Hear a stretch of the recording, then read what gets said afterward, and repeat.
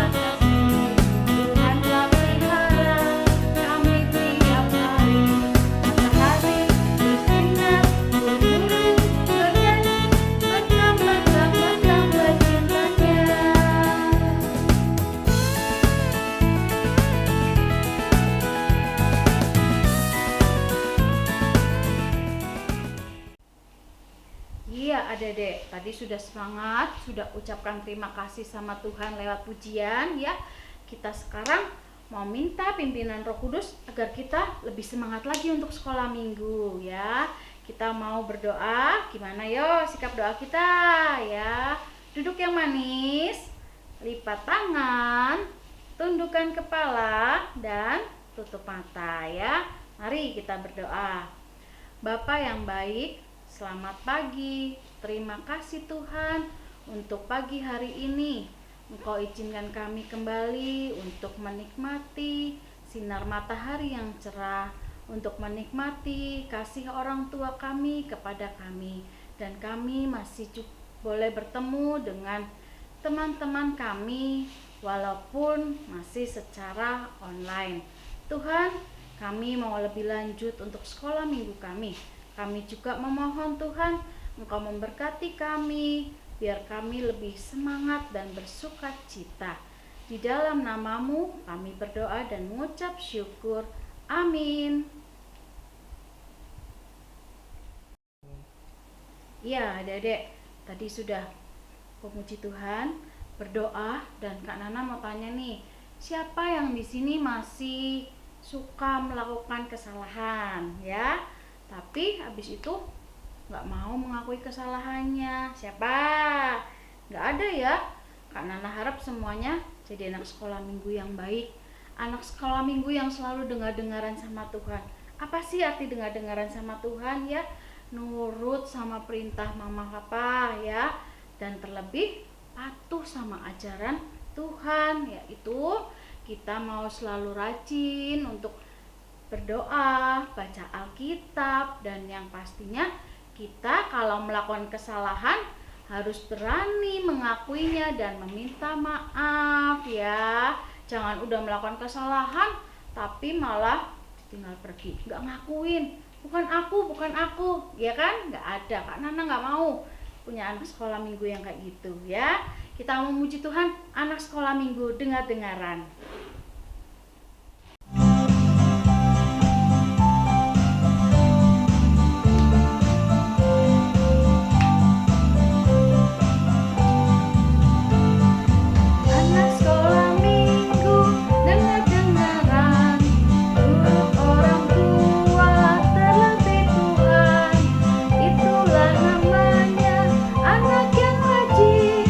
Nanti masuk surga, terima upah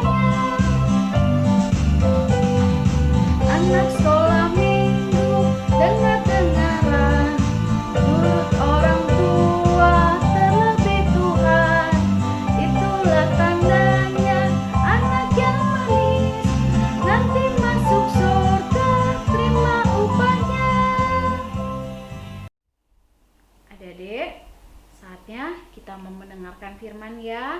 Adik-adik siapkan Alkitabnya, siapkan hati, buka telinganya biar dengerinnya lebih baik ya. Firmannya akan disampaikan sama Kak Herman ya. Silakan Kak Herman. Selamat pagi adik-adik. Ketemu lagi dengan Kak Herman ya. Sudah lama kita tidak bertemu. Kalau tadi Kak Nana sudah kita bernyanyi dengan gembira, sebelum kita masuk ke firman, mari kakak antar di dalam doa ya. Yuk kita siapkan hati kita untuk menghadap Tuhan. Ayo mari yuk. Tuhan Allah Bapa yang Maha Kudus, terima kasih karena pagi ini Engkau berikan kesempatan untuk berjumpa di dalam acara ibadah minggu anak-anak GKI Cilacap. Tuhan berkati kami. Sebentar lagi Kak Herman akan menyampaikan sebagian dari firman-Mu, urapi dia sehingga apa yang dia ungkapkan adalah cinta-Mu kepada kami semua. Terima kasih, kami serahkan acara kami pada siang pagi hari ini di dalam kuasa tangan-Mu yang kudus. Amin. Kita siap semua dengan cerita? Cerita kita lanjutan dari cerita kemarin adik-adik. Kemarin Kak Nana udah cerita apa ya? Yunus ya, yang di apa tuh? Ada di dalam perut ikan yang besar karena kapal terombang-ambing di tengah lautan. Dan Yunus kenapa bisa sampai itu terjadi? Karena tidak mau seturut kehendak Tuhan. Ya, ibarat apa? Balelo. Dia malah pergi ke Tarsis, padahal dia harusnya ke Niniwe untuk menyampaikan firman Tuhan, pertobatan. Nah, ini soal tentang pertobatan adik-adik. Cerita akan berlanjut. Adik-adik kira-kira siapa di sini yang pernah berbuat kesalahan? Ada? Oke. Ini Kak Herman bawa apa? Gelas kosong. Ada gelas yang air bening ya. Ya. Ibaratnya ketika kita belum berbuat dosa, seperti air yang bening ini. Kak Herman masukkan. Ya. Jernih. Tidak berwarna. Bisa adik lihat, jernih, tidak berwarna, dan tidak ada rasanya sukacita, segar.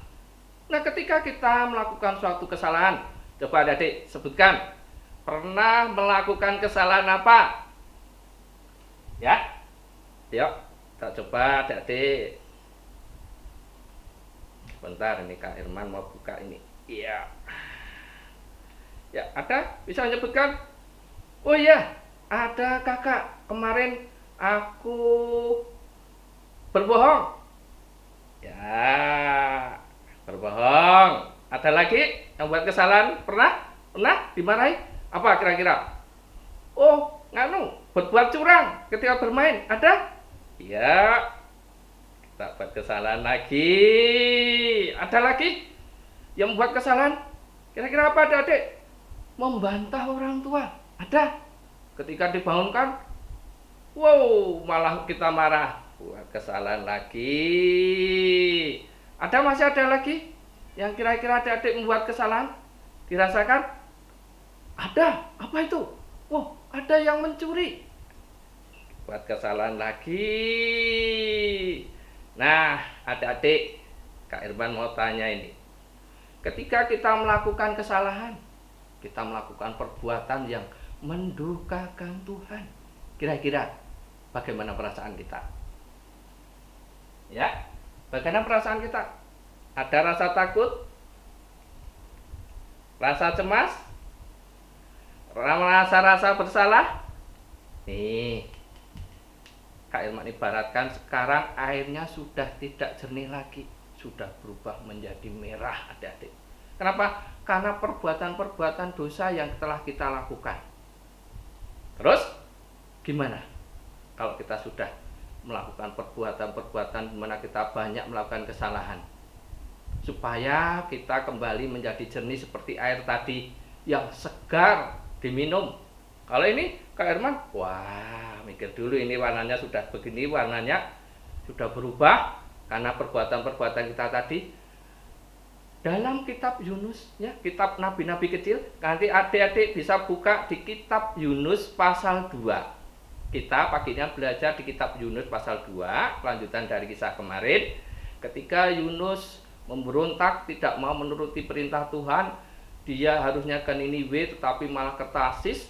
Terus dia naik kapal diombang-ambingan tengah laut dan akhirnya dibuang ke laut biar reda angin badainya dan dia masuk ke dalam ikan besar. Ada 4 langkah adik-adik. Bagaimana kita ketika kita sudah melakukan perbuatan kesalahan. Yang pertama, ya ini kakak bawakan apa ini? Ya, kakak bawakan contoh. Ya, yang pertama, apa yang dilakukan yang kita bisa belajar dari Yunus? Pertama adalah bahwa ketika kita melakukan kesalahan, melakukan dosa dan pelanggaran, yang pertama kita adalah datang kepada Tuhan. Ya, jangan lupa datang kepada Tuhan. Kenapa? Karena kebanyakan ketika kita melakukan kesalahan, justru kita menjauh dari Tuhan. Tetapi yang dilakukan oleh Yunus, justru dia datang kepada Tuhan. Dan berikutnya apa adik-adik? Dia berdoa menyesali kesalahannya. Tuhan, ampuni aku yang berdosa dan bersalah kepadamu. Aku telah memberontak terhadap Engkau yang kudus. Itu doa Yunus. Ya, masukkan lagi adik-adik. Terus yang ketiga apa? Bertobat. Apa itu bertobat? Bertobat bukan hanya menyesali dosa-dosanya, tetapi berbalik. Apa? Berbalik. Dari ketika kita melakukan kesalahan, kita tinggalkan adik-adik seperti ini. Berbalik, ya. Terus setelah berbalik apa? Menjauh. Iya, jadi tidak hanya sekedar berbalik, tetapi harus menjauh dari perbuatan-perbuatan dosa kita. Ya, ketika kita sudah melakukannya, dengan kita datang ke hadapan Tuhan, memohon ampunan, ya, adik, kita datang kepada Tuhan, mengakui kesalahan kita, mohon pengampunan, dan bertobat. Bertobat tidak hanya menyesali, sekali lagi kakak tekankan, tetapi berbalik dan menjauh dari perbuatan-perbuatan dosa. Air yang merah tadi adik-adik, merah seperti kirmisi. Kalau di kitab Mazmur, maka ketika Tuhan memberikan pengampunan, menjadi jernih kembali. Ya, ingat itu. Ketika Tuhan sudah memberikan pengampunan, maka hidup kita kembali akan bersih. Seberapa besar pun dosa kita, ketika Tuhan mengatakan, aku ampuni engkau, maka pengampunannya adalah tuntas dan kita kembali bersih, jernih.